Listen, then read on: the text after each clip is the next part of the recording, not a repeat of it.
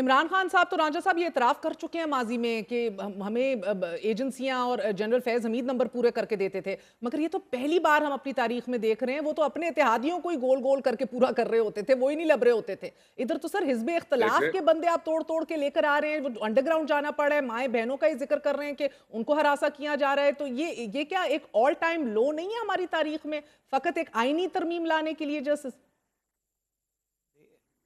देखिए महर, सबसे पहली बुनियादी बात यह है कि ये जो एक माहौल ये पैदा करने की कोशिश कर रहे हैं और उस माहौल के बीच में एक इस तरह की एक एनवायरनमेंट डेवलप कर रहे हैं कि जिस तरह इनको हरासा किया जा रहा है और ज़बरदस्ती इनसे अंगूठे लगवा लिए जाएंगे। वैसे तो कुछ लोग इनके ऐसे हैं जो हाथ के साथ पैरों के अंगूठे भी लगा के देंगे जब टाइम आएगा। लेकिन मैं उस बात टाइम पे पे तो नहीं आएगा। जाता।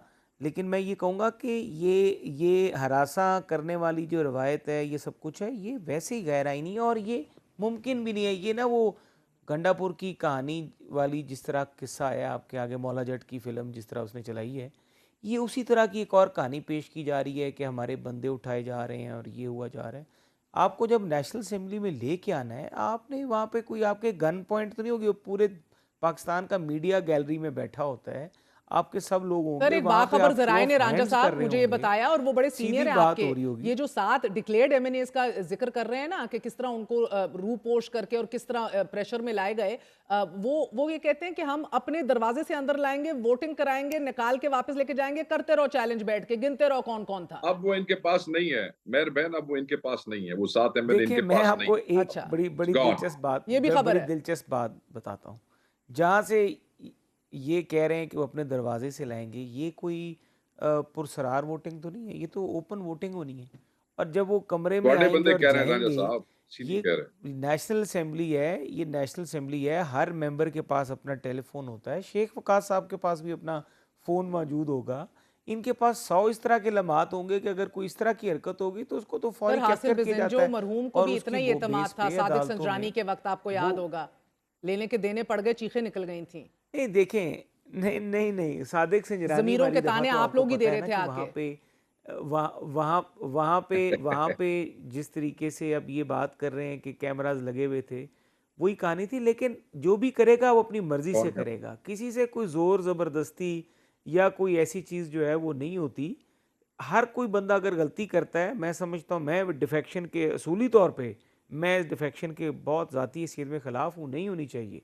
आप अपनी पार्टी की लीडर की बात पे अमल करें, लेकिन जो भी मेंबर जो है वो अगर फिसलता है तो वो अपनी मर्जी से कंसेंट करता है, उसके अपने मामलात होते हैं। अच्छा रांझा कोई साहब बताएं, फॉर्म ज़बरदस्ती नहीं होती कि मेंबर 47 की कौमी असम्बली हुकूमत से को जिसको उठा के ले। लेजिटिमेसी का क्राइसिस हो टू बिगिन विद, जिसका अपना एक वफाकी वजीर कह रहा हो कि ये लेने के देने पड़ जाएंगे अगर ये ऑडिट खुल गया, ऑडिट का खदशे का इजहार कर रहे हैं ख्वाजा आसिफ साहब। वैसे तो अगर सर कुछ छुपाने को नहीं है तो फिर तो उनको अल्लाह ने ऐलान वेलकम करना चाहिए। आज आपके अंजुम वकील ने भी एक बार फिर ट्राइब्यूनल पे एतराज उठा दिया है, ट्राइब्यूनल्स लगने नहीं दे रहे, पुराने जजेस बैठाए जा रहे हैं सर, चाहते नहीं है कि जांच पड़ताल हो। तो ऐसी हुकूमत को टू बिगिन विद स्पीकर भी खत लिख रहा है वापस इलेक्शन कमीशन को कि भाई हमें रिजर्व सीट्स दो, वो जो रिजर्व सीट जिनका हक ही नहीं है शायद।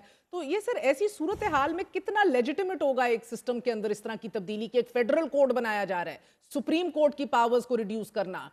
देखें, नहीं, फेडरल कोर्ट टाइमिंग के ऊपर एतराज़ हो सकता है, लेकिन उसकी जो एफिशिएंसी है या जो उसकी जो रेलेवेंसी है वो तो बिल्कुल मुनासिब है। उसमें तो मैं समझता हूँ फेडरल कोर्ट होनी चाहिए।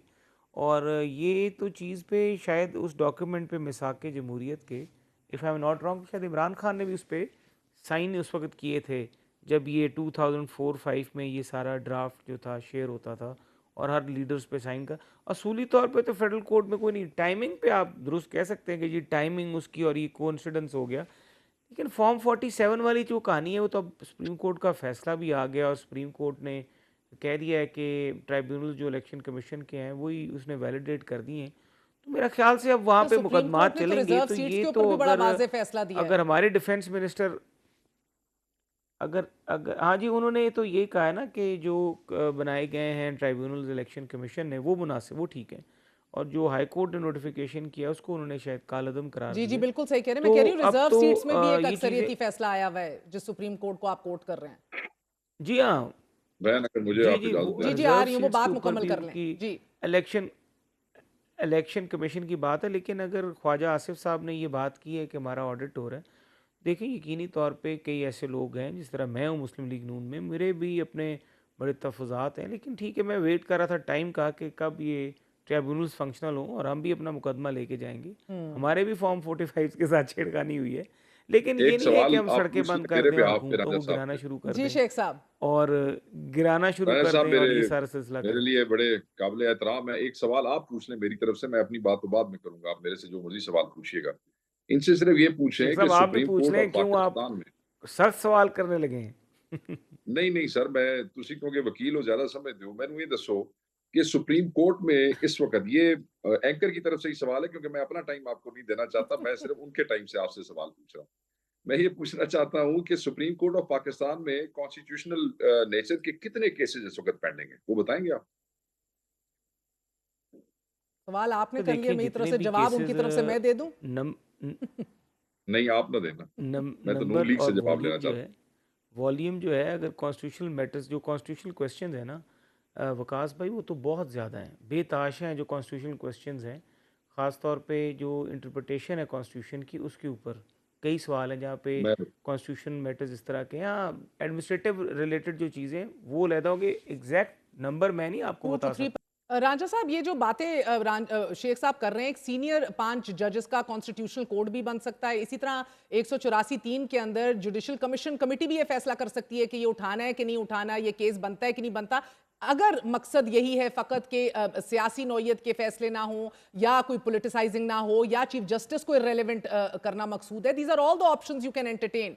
सो ये करना जिस तरह किया जा रहा है, देखिए बार्स के खतूत लिखे जा रहे हैं, एक जुडिशियल पुशबैक के हवाले से आप लोग तैयार हैं? जबरदस्त किस्म का, जिधर ये कह रहे हैं जजेस, सिटिंग नहीं, जजेस भी इस्तीफे दे सकते हैं।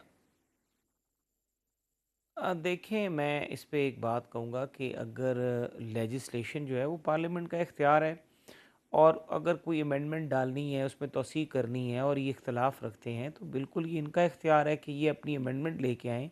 अपनी अमेंडमेंट में वो जो नुक्ता है जो ये कह रहे हैं कि हमें एतराज़ है कि जी 140 केसेस हैं या 160 केसेस हैं और ज़रूरत नहीं है 160 केसेस के लिए, और वहाँ पे बेंच बना दिया जाए, तो ये सब चीज़ें देखें। मैं एक तहरीक इंसाफ का जो मैं बुनियादी नुक्स समझता हूँ वो ये है कि ये मुज़ाकरात में यकीन नहीं रखते। अगर ये मुज़ाकरात में यकीन रखते होते तो आज तहरीक इंसाफ जिस नौबत पे पहुँच चुकी है पाकिस्तान की सियासती सूरत हाल में, सियासी में, या ये ना शायद होती। वहाँ पे ना होती। शेख वकास साहब भी मेरे से शायद एग्री करेंगे कि अगर आप माजी की जो दोनों सूबाई हुकूमतों ख़त्म करने वाले फ़ैसलों से लेके और हिज़्ब इख्तलाफ के बेंचेस पे ना बैठने वाले फ़ैसले से लेके और अपने ख़िलाफ़ मुकदमात को कंटेस्ट करने का जो तरीक़ाकार अपनाया गया, उस फ़ैसले से लेके 9 मई तक, शेख साहब शायद खुद कई चीज़ों पे, क्योंकि मैं ये रीज़नेबल ये बात आदमी है, मैं आपकी जानता हूँ, मैं लेकिन इत्तफाक मजबूरी है, करती हूँ, पार्टी की शेख साहब ज़ुबान अपना बोलनी मौकफ पड़ती दे है। सकते हैं, मगर रांझा साहब, आप लोग लोटों के जरिए कायनी तरमीम हाँ, लाने के लिए तैयार हैं? मैंने ये कल सवाल बिलावल से भी पूछा था, वो कहते हैं अब क्या करें, अगर ऐसा देखें होना है तो ऐसा ही देखें सही, देखें मगर हाँ। देखें, मेरी बात सुने।